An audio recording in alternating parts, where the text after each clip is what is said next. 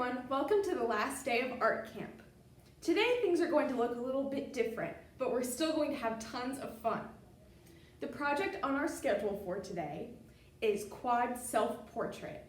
Instead of doing two smaller projects like usual, we're going to be doing one big project using the skills that we have accumulated throughout the week. Before we get started, I'll show you my sample.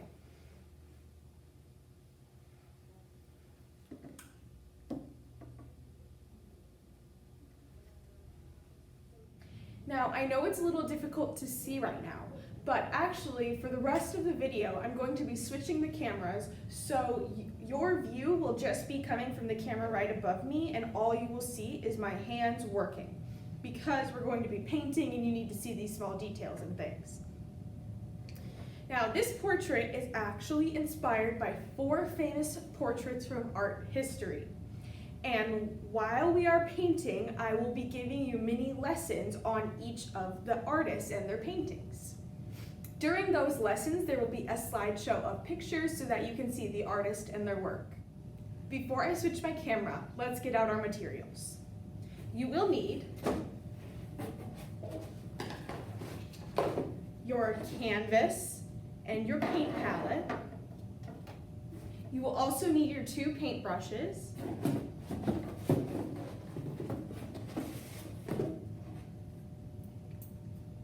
And now we're going to get out every color of acrylic paint. So red, orange, yellow, green oxide, phthalo green, primary blue, ultramarine blue, purple, brown, black, and white. The last thing you'll need from your box is actually a paper from your folder. It is this paper with the 4 portraits on it. And now these are the 4 portraits from art history that I was talking about. And I want you guys to have this paper so you can see up close the things that I will be talking about during the lesson. Then, when you're painting, you can also use this as a reference because we want to be able to tell that our end product was inspired by these paintings.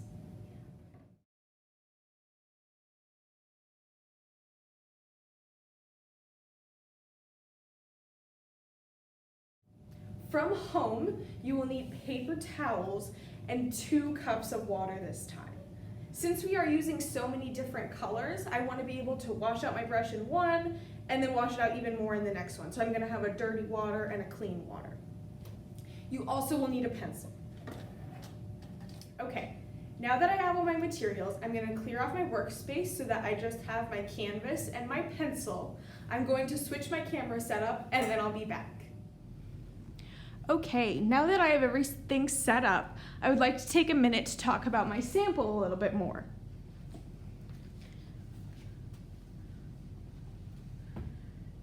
Here you can see it in better detail.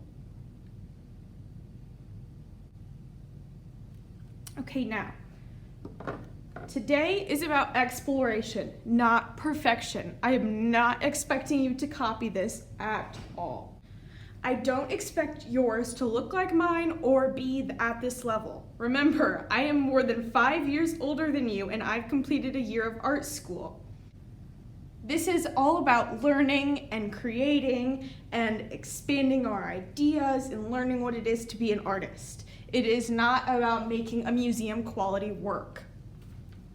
So with that in mind, while we are doing this tutorial, I will explain how I approached each step of the process, but I also want you to rely on some of your own artistic skills that you already have, and maybe even some that we've learned throughout the week. I'm gonna move my sample to the side. I'm also going to move my reference pictures out of the frame, but I still have them so that I can see them while I'm working on my painting. Okay, before we get into any painting or lessons or anything like that, we need to have our starting sketch. This sketch will have many layers of paint on top of it, so we don't want to do too many details, but we do want to block out the shapes of each portrait. I'm going to take a ruler.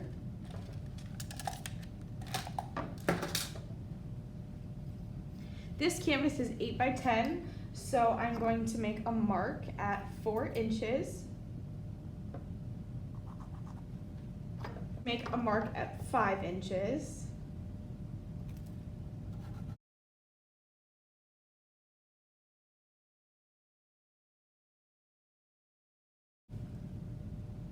okay. It's not perfect. You don't even necessarily need to use a ruler. So then I'm just going to start with each of these pictures, and I'm going to see how like their faces are turned and stuff like that. And I'm just going to make a basic head shape.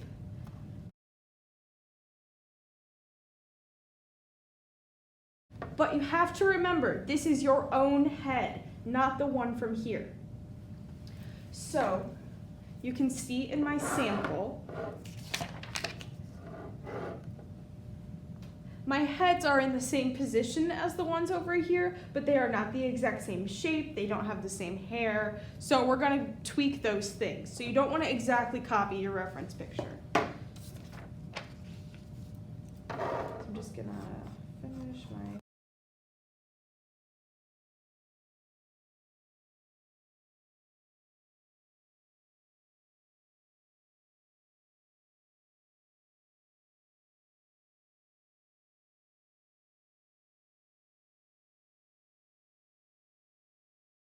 Now it is time to do the bottom left one. So I'm going to make my head facing the side a little bit.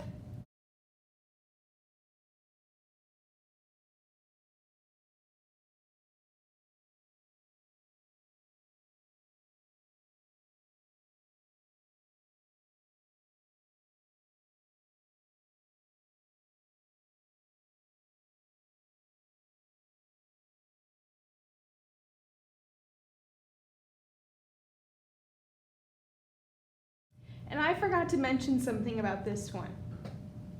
If you don't have long hair or you don't want to wear a headband, you could do like a beanie or a baseball cap or something. So during this stage, if you don't want a headband, draw something else on your head. But we're going to still make it blue so that you can tell it's inspired by the original painting. I do, however, want everyone to have a pearl earring. Okay, now I'm going to move on to this one.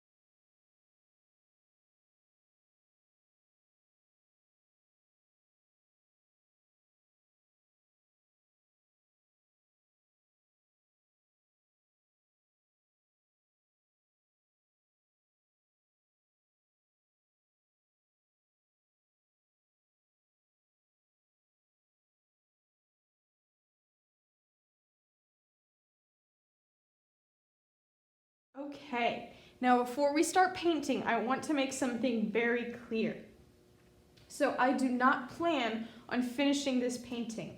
This is just going to be like my example so I can show you different techniques you can use, explain the different steps of the process that I took to make mine, to make this one, and stuff like that. So I am not going to make something like this on camera because it would take way too long. I want you guys to spend your time on this project, but we don't need this video to be like 6 hours long. So the first step that we are going to do to each section is called underpainting. Now, artists do underpainting different ways. You can do it as one solid color underneath before you start painting, or you can do it as blocks of color before you start painting. And the way I like to do it is I like to fill in my background with one color and then fill out my subject with a different color. And you'll see what I mean as I start doing it. So like when we look at this painting, we can see that the background is black and then she is in color. Looking at her colors, you can see that they all sort of match this blue color. So I'm going to make my underpainting for her blue. And I did the same thing on this one. Underneath this painting of me, there is a layer of blue matching the headband. And you can't necessarily tell, but what this does is makes the undertone for all of the colors the same thing, so they all go together really nicely. And some artists do it differently. In this one you can't really see it, but some artists purposely let some of that underpainting show through. So, like I just said, we are going to start with black and blue for this one. While I'm doing this, I will start talking about the artist in the painting behind this section. And then once I am done painting my underpainting, the video will switch to a slideshow that goes along with what I'm talking about. So I'm just going to start with my black and paint around the figure that I've drawn. This portrait is The Girl with the Pearl Earring by Johannes Vermeer. It is an oil painting on canvas, and it was created in the year 1665. Vermeer is an artist from the Netherlands, and he lived from October 1632 to December 1675, so he was 43 when he died. In his life, he made 34 paintings, and most of them were set in a pair of rooms in his house. He was never famous during his lifetime, and he died in a lot of debt. Most of his paintings are portraits of women, and The Girl with the Pearl Earring is his most famous one of these portraits. Now, looking at the painting, we can see a young woman against a shallow background, directing the viewer's eye to her face. She wears a blue and gold turban, a gold jacket, and a large pearl earring. Her head turns over her shoulder as if she were just about to speak. Some people compare her to the Mona Lisa, but there is one big difference. The woman in the Mona Lisa was a real person, but the girl with the pearl earring was not. It is said that we would not even be able to recognize the model that posed for the girl with the pearl earring if we saw her in real life. Many believe that the model for this painting was one of Vermeer's servants, but he generalized all of her facial features, so we will never know for sure. Her exotic costume has not been found to be authentic to any people throughout history, proving that this painting is a tronie. Now, a tronie is an art history term for a painting of a made-up person in a costume, although they are usually based on living models. A tronie is basically an artist's way of saying, you'll probably never see someone who looks like this or wears these type of clothes, but I wanted to paint them anyway. Another fancy art word that applies to this painting is chiaroscuro. Chiaroscuro is an effect that contrasts light and dark, usually created by light coming from a particular direction. In The Girl with the Pearl Earring, we can see that the light is coming from the left. Vermeer used chiaroscuro to put emphasis on the girl's face.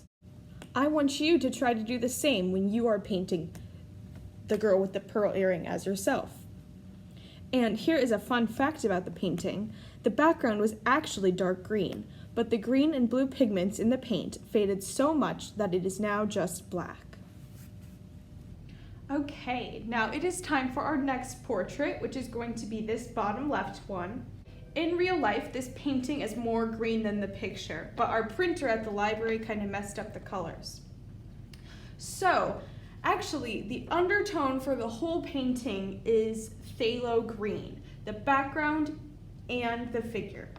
So I'm going to go through and paint the whole thing with phthalo green. And since this paint is kind of thin, I'm going to do one layer, then let it dry off camera and do another layer off camera. This painting is a self-portrait by Vincent van Gogh. It is an oil painting from 1887. Van Gogh was another artist from the Netherlands. He lived from March 1853 to July 1890, so he was 37 when he died. Originally, he wanted to be a pastor like his father, but eventually he decided to be an artist. In his life, he made over 2,100 paintings, and about 800 of those paintings were made in the last 2 years of his life, which means he was making more than one painting a day. However, when he was alive, he was only ever able to sell one of his paintings. He struggled with mental illness and poverty his whole life, which greatly influenced his art and ultimately led to his suicide. One of the most famous stories about Van Gogh involves him cutting off his ear. There are many different versions, and you've probably heard one, but I will tell you the truth. In 1888, 2 years before his death, Van Gogh's roommate and friend, Paul Gauguin, decided to move away. Van Gogh became friends with Gauguin in 1886 in Paris. Gauguin was an impressionist and greatly influenced Van Gogh's art style. He also was one of Van Gogh's only friends. Van Gogh didn't have anyone else to depend on in his life, so when Gauguin decided to move away, this devastated him. Van Gogh chased after Gauguin with an open razor. Gauguin stopped him, and Van Gogh ended up cutting off his own earlobe rather than hurting his friend. Van Gogh was then sent to an asylum after those events, where he made the 800 paintings that I mentioned earlier. Like I mentioned, Gauguin was an impressionist and greatly influenced Van Gogh's style. Impressionism is an art movement from the 1800s. It came about when artists were tired of painting outdoor landscapes from inside their closed studios. They began bringing their supplies outside, having to paint quickly before the landscape in front of them changed too drastically. They used short, broken brushstrokes and no blending to create intense color and movement. The artist's intent was not to capture the details and forms of their subjects perfectly, but rather to capture the atmosphere and the passage of time. They were attempting to capture the impression of a moment and make the viewer feel like they were really standing in that space. Impressionists used bright colors, and black was almost never used because black is rarely ever found in nature. Impressionists were seen as radicals because they broke most of the art rules of that time. Van Gogh's paintings were slightly more stylized than the original Impressionists like Monet, but he used the same art principles as them, so he is referred to as a post-impressionist. In this self-portrait, you can see the broken brushstrokes, the vibrant colors, and the lack of black. We are going to try to do the same. Make sure you do not use any black paint when painting the Van Gogh section of this portrait. And here is a fun fact. Van Gogh actually painted over 30 self-portraits. This one is just my favorite. He often had to use himself and a mirror because he couldn't afford to pay models. Okay, you can see that I have done my second layer of green over here. Now it is time for us to do this one. So when looking at the picture, there is a blue background with leaves and then Frida Kahlo in the foreground. So I think for the figure, the underpainting will be yellow-orange. And for the background, I'm going to use my primary blue mixed with white. This portrait is Self-Portrait with Thorn Necklace and Hummingbird by Frida Kahlo. It is an oil painting that was made in 1940.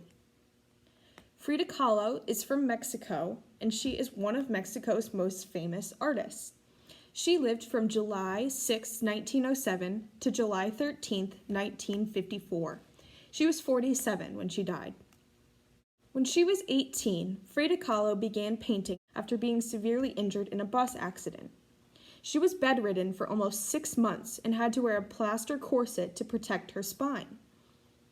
During this time, she painted mostly self-portraits. Her work deals with pain, harsh life experiences, identity, gender, race, class, and Mexican culture. Her work mixes realism and fantasy, so some describe her as a surrealist. Surrealism is another art movement, kind of like Impressionism is. It is an art movement exploring dreamlike imagery and the juxtaposition of uncommon things. So often surrealists depict fantastical, imaginary things, but they paint them in a very realistic way. Now, here is a quote from Frida Kahlo. She said, "They thought I was a surrealist, but I wasn't. I never painted dreams. I painted my own reality." And I think that that is a great way to describe Frida Kahlo's style. She is not a surrealist, but rather a painter of her own reality. This self-portrait depicts Frida against a background of green leaves. A monkey holds a necklace of thorns around her neck, and her throat is bleeding from the thorns. A black hummingbird hangs from the thorns, as two dragonflies hover over her head, mimicking the butterfly clips in her hair. Additionally, there is a black cat behind her right shoulder. Now, if we take a look at the hummingbird, birds usually symbolize freedom and life, but in this painting, the hummingbird is black and lifeless. This bird may be a symbol of Frida and the physical pain that she endured for most of her life. Throughout her life, she had 35 surgeries, and her accident also caused her to not be able to bear children. This painting is about her suffering. This painting is about her suffering and how her suffering came to be such a large part of her identity. This is shown by the fact that she has a straight face, even though she is bleeding from the neck. She is patiently enduring the pain because she is used to it. Now, it's important for us to respect Frida's pain and experiences and the statement that she is trying to make with this painting. So we are going to use our own symbolism instead of copying Frida's. For the necklace, I want you to choose something that you could use to express yourself. For me, I chose a strawberry, and I will be talking about it a little bit later on. Here is a fun fact. Frida Kahlo was born in and died in the same house, called La Casa Azul for its blue exterior. She grew up there and lived there as an adult. It is now the Frida Kahlo Museum, and you can go visit it. Okay, now it is time to move on to the underpainting for this one. So, in the background, it is black covered by red-violet dots. So we're going to paint the background black, and then for her hair, I want you to paint the hair whatever color your hair is. So I'm going to do like a dark orange because I have red hair. And then for the face, we are going to do orange. Underneath the hair, we're going to paint red. And for the shirt, I actually mixed together some ultramarine blue, some purple, and some white. Now, the underpainting on this one looks a little bit different because this art style is a little more abstract. These flat areas of color don't need underpainting because there's not really shading. So I'm going to go through and do all of those colors. Our final portrait is a self-portrait by the artist Yayoi Kusama. It is an acrylic painting that was created in 2010. Yayoi Kusama is from Japan, and she was born on March 22, 1929. She is still alive today and is acknowledged as one of the most important living artists to come out of Japan. She was trained in traditional Japanese painting, but she has evolved to do sculptures, paintings, installations, and performances. All of her art has one thing in common. It features dots. When Yayoi Kusama was a little girl, she was in a field of flowers and hallucinated that the flowers started talking to her.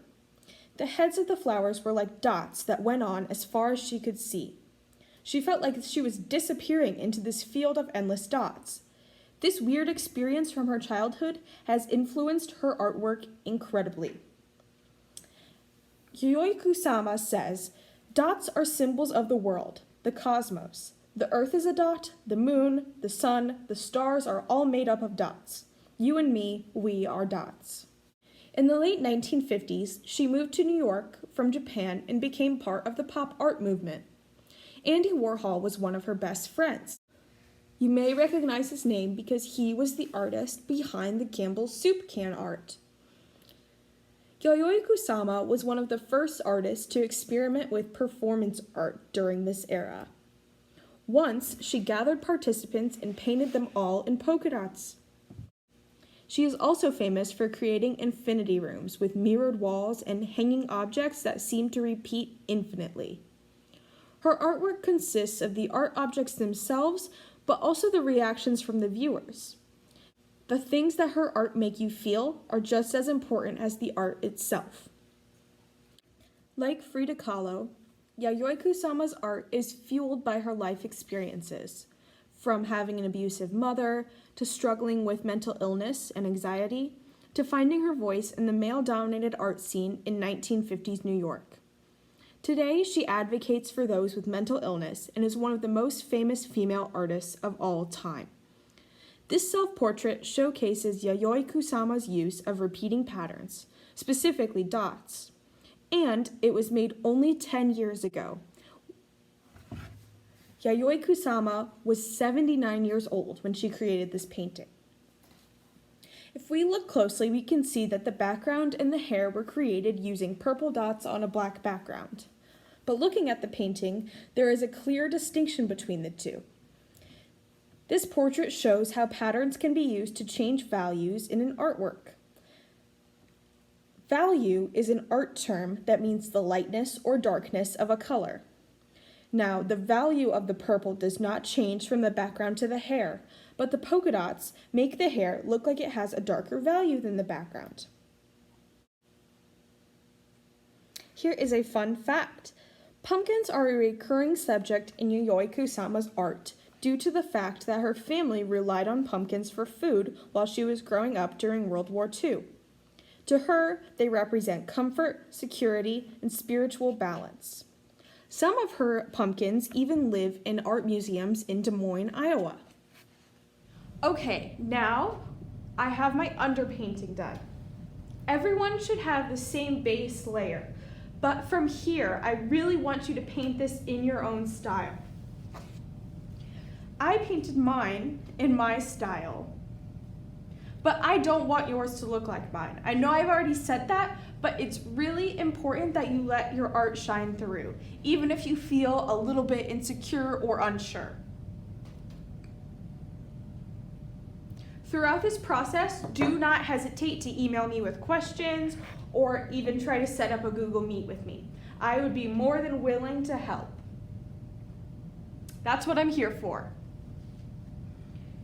So these next few parts, I'm just gonna point out a few little tips and tricks for each section, but I am not really going to do much more painting on mine.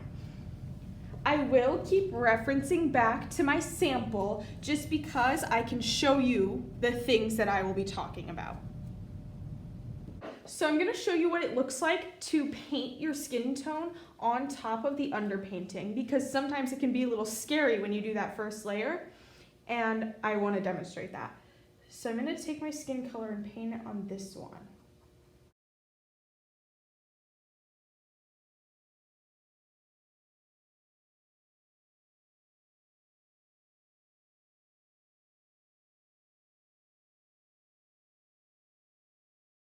And then you just want to let this dry and then do another layer.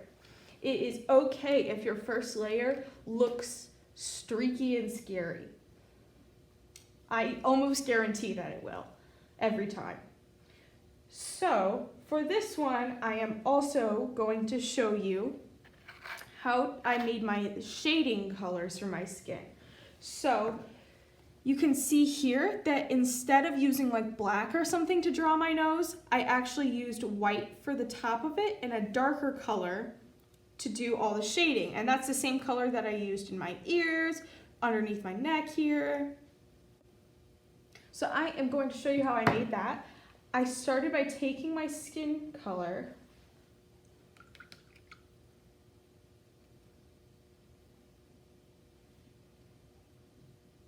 then I would take a little bit of brown, mix it up,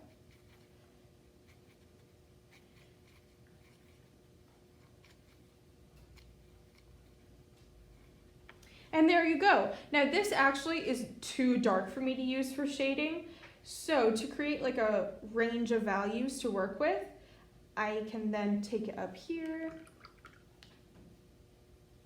mix some of this in here, and there you go. Just keep adjusting until it looks how you want it to. And really, if you don't want to follow the steps that I'm giving you right now, that is totally okay. You have total creative freedom once we have our underpainting done. I definitely want you to be able to tell that your self-portraits were inspired by these ones. For the Van Gogh painting, I want to show you how I did the background. It looks a little intimidating in this picture, all the different colors. But the way that I did that was actually by using the same 3 colors, just different mixes of them. So I would take some of this green,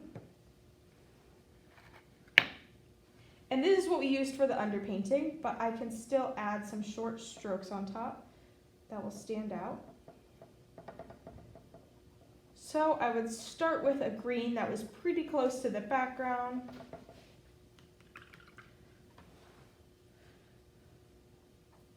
Then I would take this green, maybe mix it with some primary blue. Put some primary blue over here just by itself.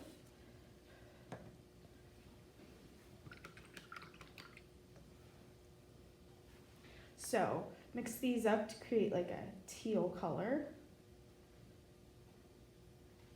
Then go through, paint that. It might only seem like a subtle change from the background, but layering up all of these subtle changes gives the effect of this Van Gogh painting. So there is just some teal. I'm just doing this all over. When you guys are doing this, you're going to want to do it around the figure. I always start similarly to how I started this one by putting down my skin color, just so I know where the figure is. Okay, then I'm going to take some of this blue.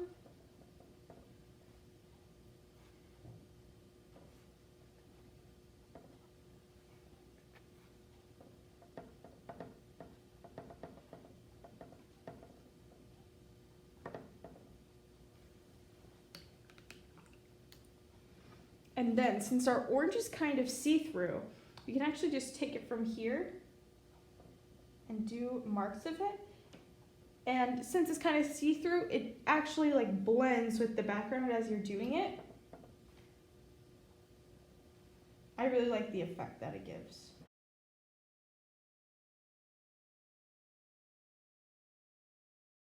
I actually used more colors than this. I used some red. I used some ultramarine blue mixed with phthalo green. Don't be afraid to explore a variety of colors. On a similar note, for the background of the Frida Kahlo painting, the way that I did my leaves was actually by only mixing 4 different green colors. I made leaf shapes in solid color with those 4 greens that I created. Then I went back in and created the details on my leaves with a different color green, but still using only those same 4 shades. So that's how I made the background cohesive, but it still seems a little random, and there's a variety of values. Another note for the Frida Kahlo painting. Since Frida Kahlo used the hummingbird for hers, I wanted to make mine a little more lighthearted and talking about how I see myself, so I chose a strawberry because I have red hair and freckles. I want you guys to choose an object that is important to you and that you feel like can represent you. There's not necessarily anything for me to show you on this one, but I want to point out each of the different patterns. So for the background, I made like a light red-violet color, and I went through and I just made big dots all over. For the hair, after it was dry, I took some black and I made small dots on that. I also outlined the hair in black just because it blended in with the background weirdly and I didn't like the way it looked. For the skin, I did the same thing that Yuyoi did on hers, and I did yellow dots that are kind of big. Then I went back through and did small white dots. In between like the neck and the edge of the hair in this red area, I took my white and I did small triangles, just like how hers is. And then for the shirt, I took green and just did dots all over. So that is it for my tutorial. I really want you guys to shine with this one. I'm really proud of you guys and all the hard work you've put in this week, and I will see you soon for a little closing. Well, that is it for Art Camp in a Box. I know that this isn't necessarily what we had in mind for Art Camp this year, but I am proud of all of us for adapting and still managing to have fun, learn lots of new things, and create a lot of cool projects. Remember to save those projects because hopefully in the future we will be able to bring them all back to the library and share them with our friends and family. That's all for now. Thank you guys for letting me be your art teacher this week. I had lots of fun, and this is unlike anything I've ever done before. Hopefully I'll see you soon. Bye!